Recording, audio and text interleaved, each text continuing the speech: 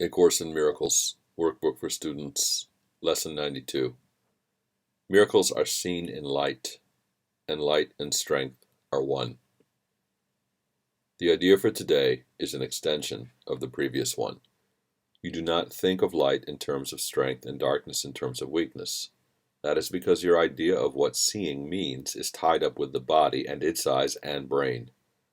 This is why you believe that you can change what you see by putting little bits of glass or other clear material before your eyes, held in a frame or placed against the eye. These are among the many magical beliefs that come from the conviction you are a body, and the body's eyes can see. You also believe the body's brain can think. If you but understood the nature of thought, you could but laugh at this insane idea. It is as if you thought you held the match that lights the sun and gives it all its warmth, or that you had the universe imprisoned in your hand, securely bound until you let it go. Yet this is no more foolish than to believe the body's eyes can see, the brain can think. It is God's strength in you that is the light in which you see, as it is His mind with which you think. His strength denies your weakness. It is your weakness that sees through the body's eyes, peering about in darkness, to behold the likeness of itself, the small, the weak, the sickly and the dying, those in need, the helpless and afraid, the sad, the poor, the starving, and the joyless.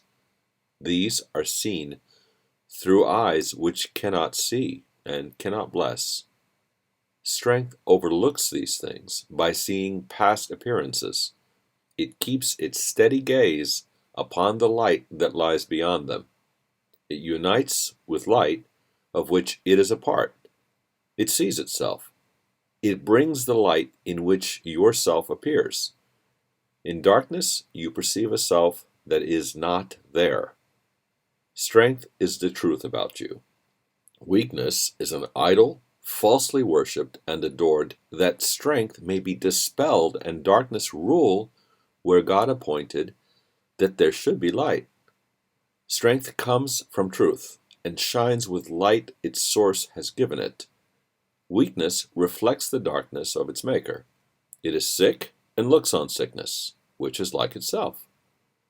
Truth is a savior and can only will for happiness and peace for everyone. It gives its strength to everyone who asks, in limitless supply. It sees that lack in anyone would be a lack in all, and so it gives its light that all may see and benefit as one. Its strength is shared that it may bring to all the miracle, in which they will unite in purpose and forgiveness and in love. Weakness, which looks in darkness, cannot see a purpose in forgiveness and in love. It sees all others different from itself and nothing in the world that it would share. It judges and condemns, but does not love. In darkness it remains to hide itself in dreams that it is strong and conquering, a victor over limitations that but grow in darkness to enormous size. It fears and it attacks and hates itself, and darkness covers everything it sees, leaving its dreams as fearful as itself. No miracles are here, but only hate. It separates itself from what it sees, while light and strength perceive themselves as one. The light of strength is not the light you see. It does not change and flicker and go out. It does not shift from night to day and back to darkness till the morning comes again. The light of strength is constant, sure as love, forever glad to give itself away, because it cannot give but to itself. No one can ask in vain to share its sight, and none who enters its abode can leave without a miracle before his eyes and strength and light abiding in his heart. The strength in you will offer you the light and guide your seeing, so you do not dwell on idle shadows that the body's eyes provide for self-deception. Strength and light unite in you, and where they meet, your self stands ready to embrace you as its own. Such is the meeting place we try today to find and rest in.